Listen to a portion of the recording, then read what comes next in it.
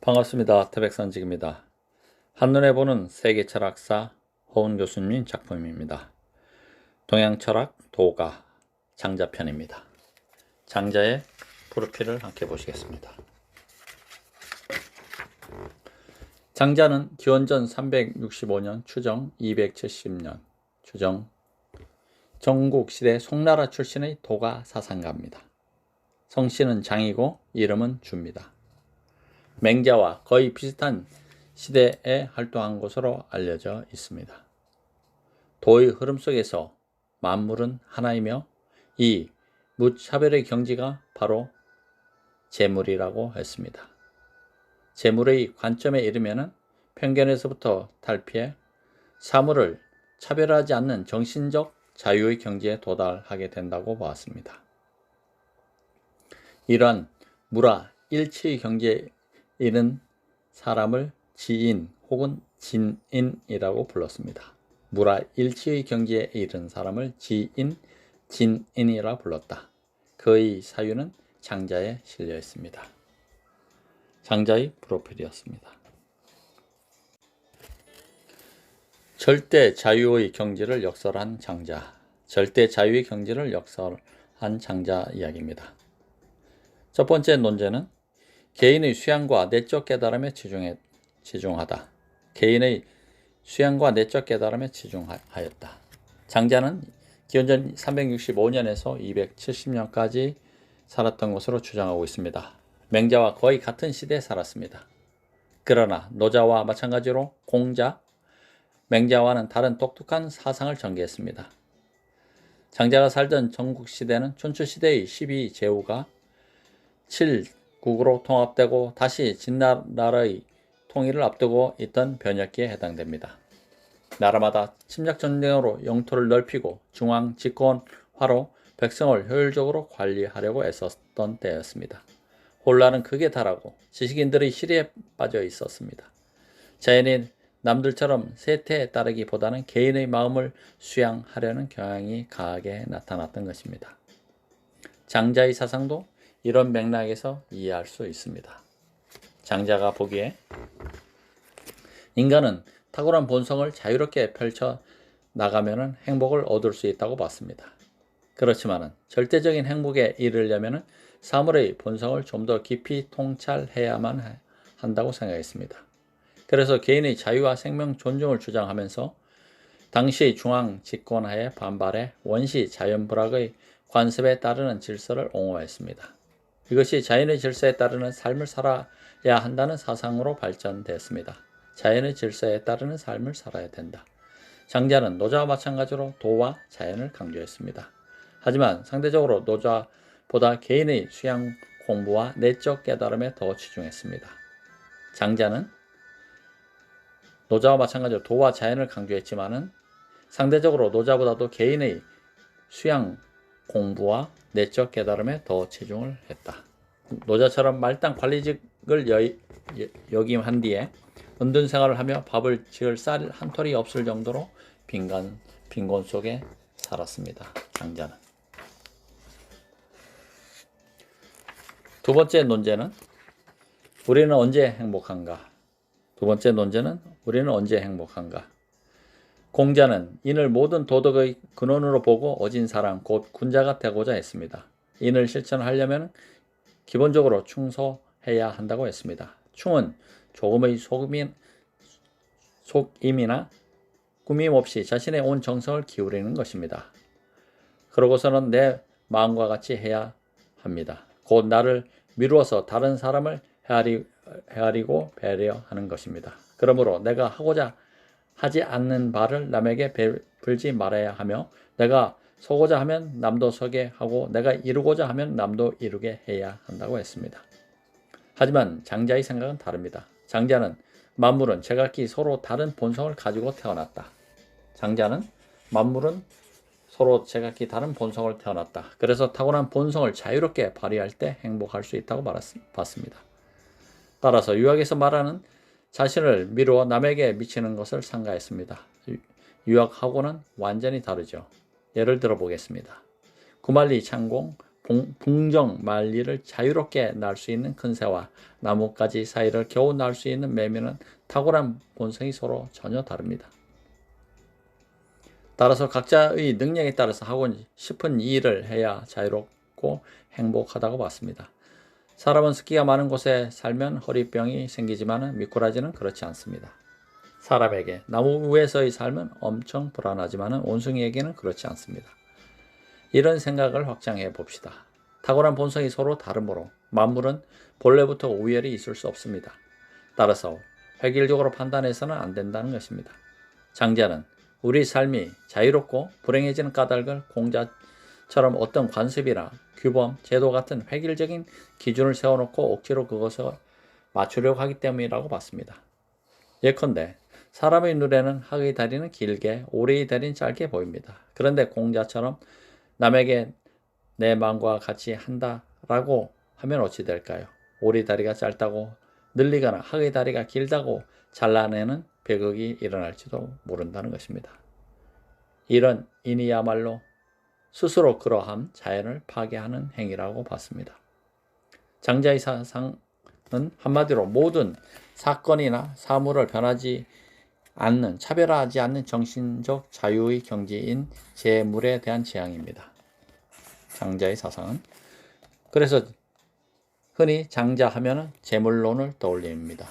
재물은 무슨 말일까요? 재는 평등하다, 가지런하다, 다 인정하다는 뜻입니다. 재는 평등하다, 가지런하다, 다 인정하다는 뜻이고, 즉 모든 만물이 모두 평등하다는 것입니다. 그리고 평등한 까닭은 만물은 모두 하나이기 때문에 평등하다는 것입니다. 선이 있으면 선하지 않은 것이 있고 아름다움이 있으면 추함이 있습니다. 이처럼 모든 현상은 대립관계에 이루어져 있는 것으로 보았습니다. 하지만 장자는 이것이 동일한 실제의 서로 다른 양면에 불과하다고 생각했습니다. 착함과 착하지 않음, 아름다움과 추함 같은 대립자는 시공의 제약을 받는 감각기관과 의식 사유에서 나타난 허상에 불과하다는 것입니다. 다시 말해서 대립자는 현존하는 자연의 본래 모습이 아닙니다. 그렇다면 대체 자연의 본래 모습은 어떤 것일까요? 장자는 원래 대립자는 같은 뿌리며 같은 문으로서 나누어지지 않은 상태로 존재한다고 했습니다. 도는 대립자를 통일하는 통일체입니다. 그런데 인간은 도의 눈이 아니라 개인의 사유로 판단하기 때문에 대립자가 양면으로 보이는 것입니다. 그리고 인간의 판단은 오감을 통해서 얻은 지식을 바탕으로 하기 때문에 주관적이고 상대적이다는 것입니다. 사물을 보는 사람들이 잣대가 제멋대로라는 얘기입니다. 사람들은 쇠고기나 돼지고기를 먹지만은 토끼와 사슴은 부드러운 풀을 좋아합니다. 또 솔개와 까마귀는 쥐를 잘 먹습니다. 이 가운데 누가 올바른 맛을 알고 있다고 할 수 없습니다. 도가 입장에서 볼 때 유학자들이 말하는 도덕적 가르침 따위는 하잘것없는 것입니다. 지식이란 기준이 있어야 옳고 그름을 판단할 수 있는데 그 기준이라는 것이 과연 절대적이냐 하는 것이 문제입니다. 이러한 문제를 제기하고 있습니다. 다음 논제는 좌망이 무엇이냐? 좌망. 장자는 무엇보다 자연에 따른 삶이 중요하므로 자신의 의도와 목적, 선입견 등 일체의 사이의를 배제해야 한다고 했습니다. 그러면 사물의 자연스러운 본성에 따르되 사사로운 마음을 버리라고 강변했습니다. 사물의 자연스러운 본성에 따르되 사사로운 마음을 버려라. 사사로운 마음은 물질의 세계에서 사물, 사건들과 접촉하는 사이에 물이 들고 때와 먼지가 낀 마음을 뜻하는 것입니다. 어쩌면 좋을까요? 마음을 정화해 본래의 모습을 되찾아야 합니다. 이것을 허심이라고 합니다. 허심으로 사물의 자연스러운 성향에 따르면 됩니다. 장자는 무엇인가를 이루려는 마음을 성심으로, 본래의 소박한 마음을 상심으로 구별했습니다. 성심, 즉 주관적 견해, 선입견념에서 시비, 옳고 그름의 차별이 생겨납니다. 그는 일체의 차별이나 편견을 떨쳐버리고 상심을 회복하고자 했습니다. 그리고 그 방법으로 좌망과 심재를 제시합니다. 좌망은 말 그대로 조용히 앉아서 우리의 구속하는 모든 것, 인의나 예약을 잊는 것입니다. 잊어버리는 것입니다. 장자에서 이렇게 나옵니다. 공자가 놀라서 묻습니다. 자망이 무엇이냐? 안해. 공자의 수제자가 대답하기를 손발이나 몸이라는 것을 잊고 기나 눈의 작용을 물리쳐서 체구, 형체에서 벗어나 지식을 버리고 저 위대한 도와 일체가 되었으니 이것을 자망이라 한다고 했습니다. 해석은 구구하나 감각기관에 의해 알게 되는 모든 뜻과 알미 벌어져야만 도와 하나가 될 수 있다 정도로 해석할 수 있습니다. 즉 주관과 객관, 나와 대상의 모든 구분과 경계를 다 잊어버려야만 어떤 조건이나 제한에 구속되지 않는다는 것입니다. 그리하여서 마침내 마음이 텅 비게 되는 것을 심재라고 합니다. 마음이 텅 비는 것을 심재라고 합니다. 뜻을 한 군데 집중해서 귀로 듣지 말고 마음으로 듣고 마음으로 듣지 말고 기운으로 들어라. 듣는 것은 귀에서 그치고 마음은 부합되는 데서 그치기 때문이다. 그런데 기운이란 텅 비어 있어서 만물이 오기를 기다릴 뿐이다. 오직 도만이 텅 빈 것을 모여들게 한다. 이처럼 마음을 비우는 것이 심재이다. 마음을 비우는 것이 심재이다. 장자의 말입니다. 즉 일체의 감각이나 사유활동을 정지시킨 채 사물의 변화에 임하면 절대 평등의 경지에 있는 도가 그 빈 마음 속에 모이게 된다는 것입니다. 절대 평등의 경지에 있는 도가 그 빈 마음에 모이게 된다는 것입니다. 장자에서는 자망 외에도 나를 잊음, 진정한 내가 됨, 상아, 진정한 내가 된다, 상아, 자기가 없음, 무기 등의 수양 방법에 대해서도 언급했습니다. 이러한 수양 방법을 거쳐 덕과 간격이 없는 선인합덕의 경지에 도달할 수 있습니다. 나아가 자연과 내가 하나가 되는 무라일체 경지에 이르게 됩니다. 이것이 장자가 추구하는 주객 합일의 경지이고 외물의 속박에서 벗어난 절대 자유의 상태입니다. 다른 말로 한가롭게 논의는 경지, 즉 소요유입니다. 한가롭게 논의는 경지, 소요유. 아무런 목적도 없이 어디에 걸림과 매임 없이 거니는 것을 뜻합니다. 여기서 걸림이란 매임은 관습이나 규범, 제도 따위를 가리킵니다. 장자는 이러한 경지에 오른 사람을 지인, 신인, 천인, 성인이라고 불렀습니다. 지인은 글자 그대로 경지에 이른 사람이란 뜻입니다. 도가에서 말하는 아주 이상적인 인간입니다. 지인, 경지에 이르는 사람. 이런 사람들은 세상의 잡다한 일은 물론이고 자기 자신과 세계, 나와 남의 구분도 넘어서는 경지에 이름으로 절대 자유를 누릴 수 있습니다. 신인은 신과 같이 누리고 사는 사람으로 자연을 가장 많이 닮은 사람입니다. 인간을 초월한 인간입니다. 신인. 그리고 천인은 하늘과 더불어 사는 사람이고 성인은 최고의 품성을 갖춘 사람입니다. 지인은 자연의 도와 합일하기 때문에 자기가 없고 무기, 신인은 무의의 도로 자연의 공을 이루므로 공을 내세우지 않으며 무공, 도와 합일한 성인은 이름을 붙일 수 없다. 무명이라고 했습니다. 무명. 장자의 이야기였습니다. 장자편 질의응답 시간입니다. 질의상 노자와 장자 사이에 큰 차이점이 느껴지지 않습니다. 둘 사이에 근본적인 차이점이 있다면 무엇인지 궁금합니다. 노자와 장자의 차이점이 무엇일까요? 답변사항 근본적으로 노자 사상에는 세상을 구하려는 적극적인 뜻이 있습니다. 노자의 사상에는 세상을 구하려는 적극적인 뜻이 있다. 이에 비해 장자는 개인의 삶에 관심을 가지고 타자와 소통하는 삶을 중시합니다. 노자는 세상에 나서지 않는 처세를 얘기하면서도 정치에 대한 의욕을 드러냅니다. 노자는 정치적 이상인으로 성인을 말한 까닭입니다. 그런데 장자는 성인보다는 지인, 신인, 천인 같은 주체적 개인에 대해서 말합니다. 개인의 입신양명에 관심이 큽니다. 또한 도와 무의 자연에 대해서도 생각의 차이가 나타납니다. 노자에게 도는 천지 만물의 근원으로 정적이며 무의는 바깥 세상을 대상으로 삼습니다.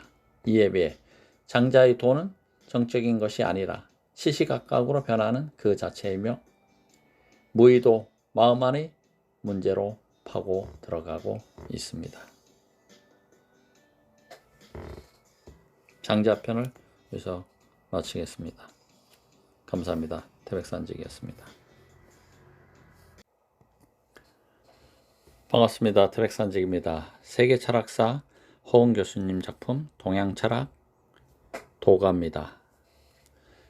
왕필편을 계속해서 함께 하도록 하겠습니다. 왕필의 양력을 잠깐 보시도록 하겠습니다. 왕필은 226년에서 249년까지 살았던 인물입니다. 중국 삼국시대 위나라 사람입니다. 뛰어난 재능을 지녀 일찍이 학계에서 두각을 나타냈으며 관료인 하안 등에게 그 학식을 인정받았습니다. 하안과 함께 위진 시대의 현학의 시조로 일컬어집니다.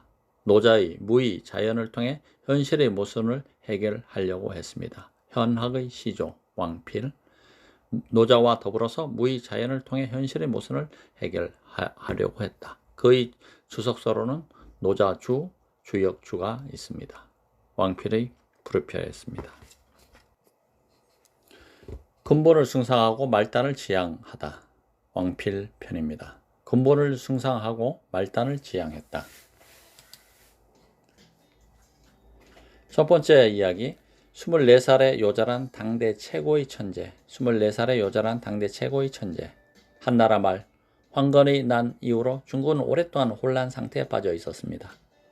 이를 틈탄 북쪽에서 이민족이 침입하고 한족은 남쪽으로 쫓겨가면서 위진 남북조 시대가 시작되었던 것입니다. 이 시기에 특히 현학이 융성합니다. 현은 오묘할 현자, 깊을 현자, 인간 인식을 초월한 우주 생성의 근원으로서 도의 오묘함을 가리치는 말입니다. 현이라 하면은 인간 인식을 초월하고 우주 생성의 근원으로서 도의 오묘함을 가리키는 말이 현이다. 노자가 도덕경에서 오묘하고 또 오묘하여 모든 묘함이 나오는 문이다 라고 말한 데서 유래합니다. 노자가 도덕경에서 오묘하고 또 오묘하여 모든 묘함이 나오는 문이라고 했습니다.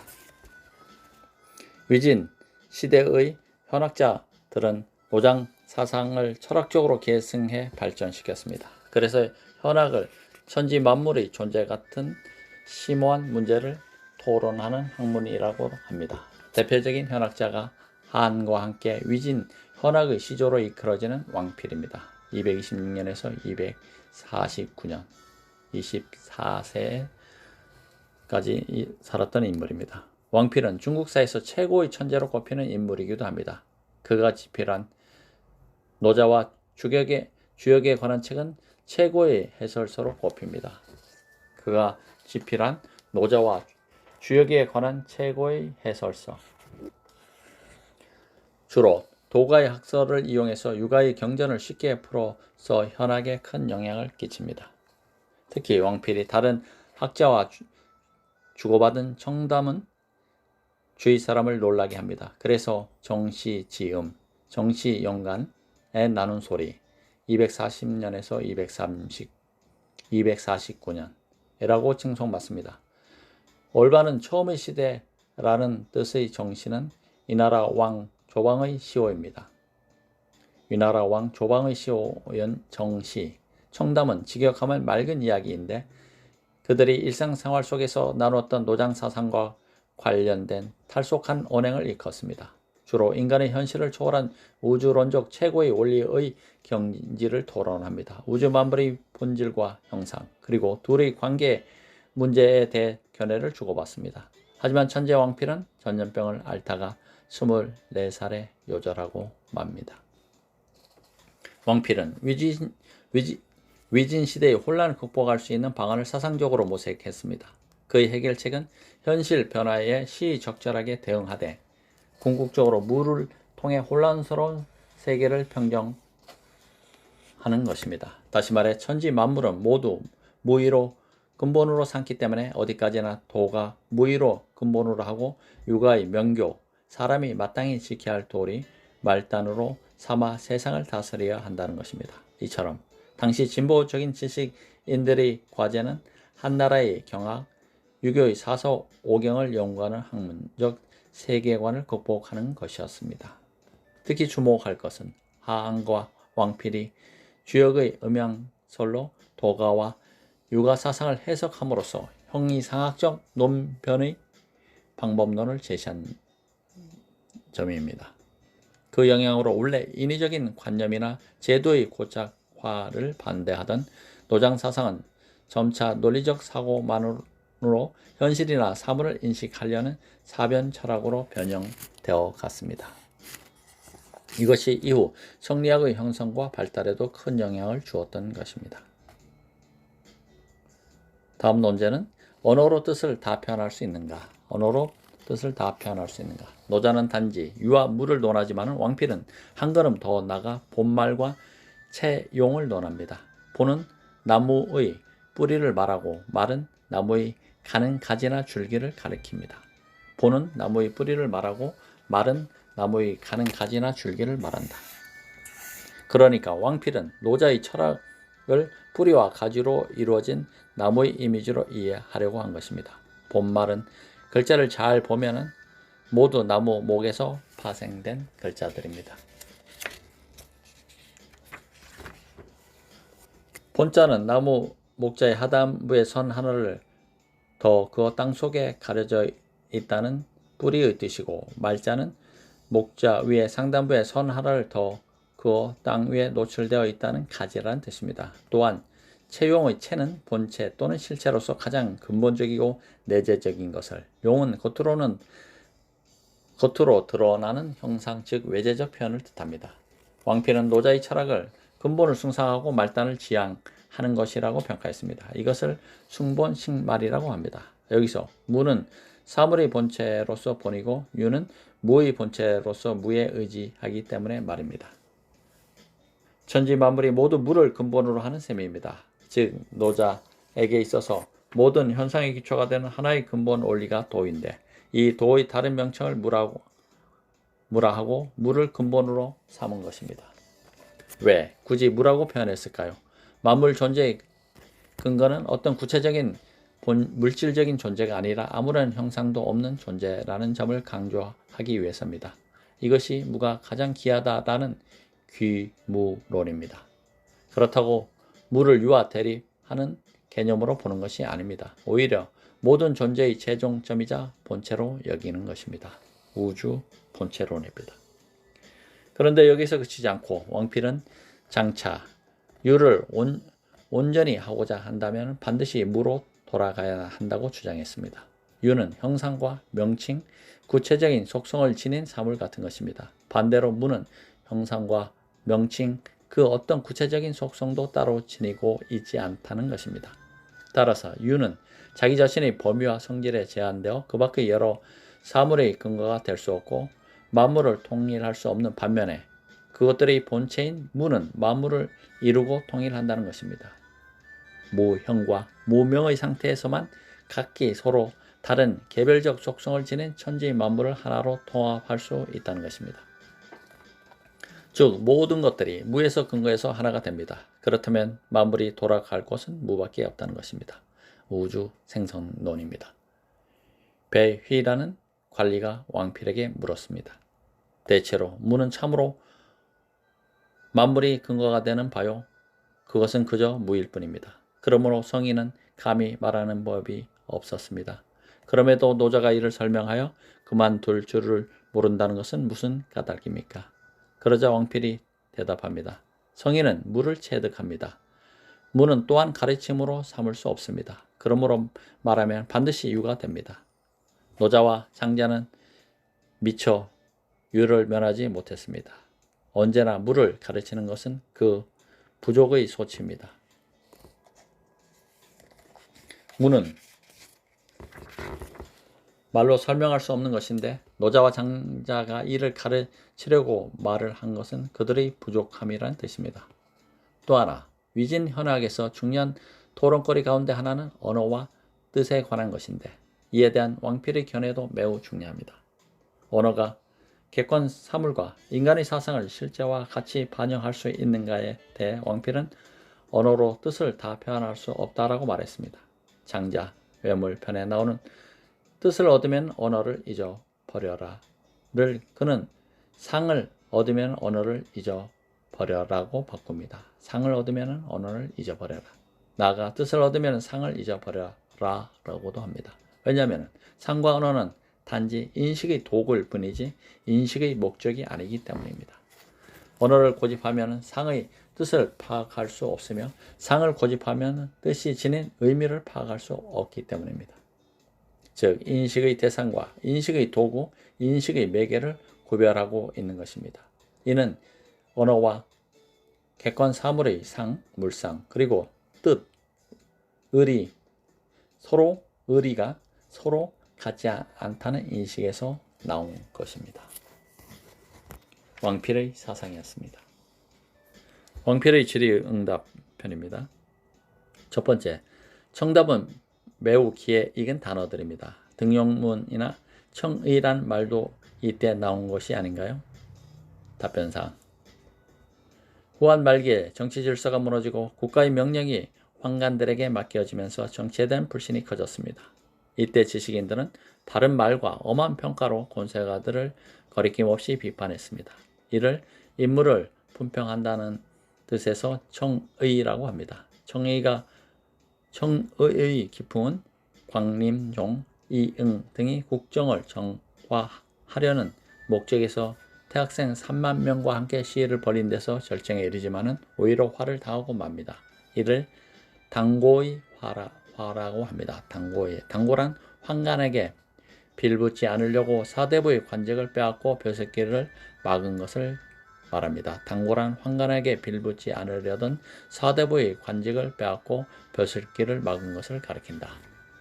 이 당고의 화를 당한 지식인들은 노장 사상에 친밀감을 갖기 시작했습니다. 이때부터 세속과 권력을 멸시하고 개인의 심성의 내적 수련과 고고함을 숭상하는 분위기가 크게 유행했습니다.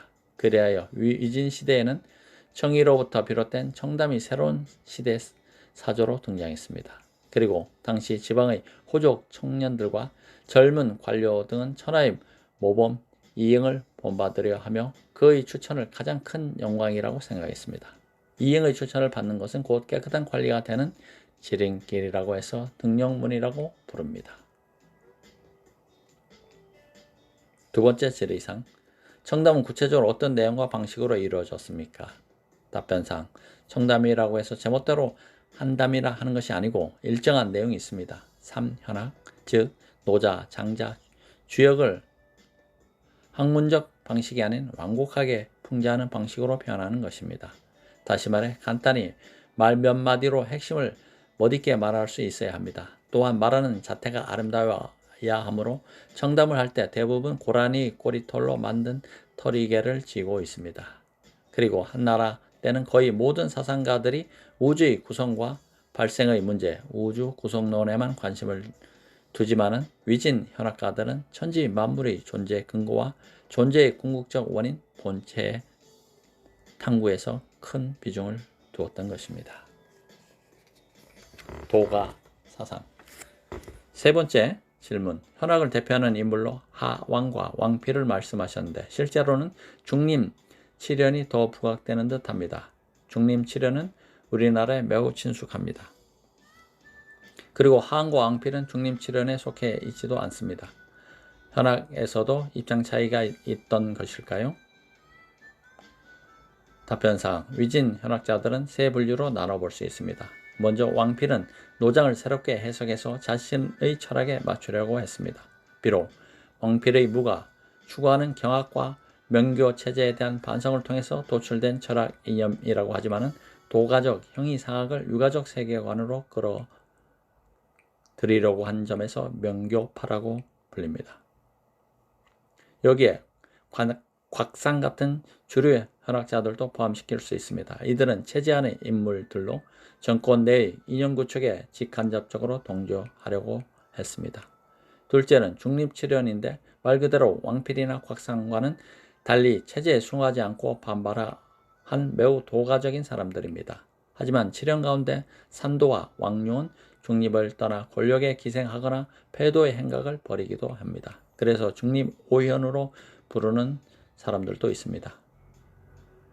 그래서 이들을 중림파 혹은 자연파라고 부릅니다. 그리고 마지막으로 지둥과 같은 불교와 관련된 현학자들을 격의파 혹은 반야파라고 부릅니다. 태백산 지기와 함께 해주셔서 감사합니다. 도가 사상에 대해서 노자, 장자, 왕필에 대해서 알아봤습니다. 감사합니다.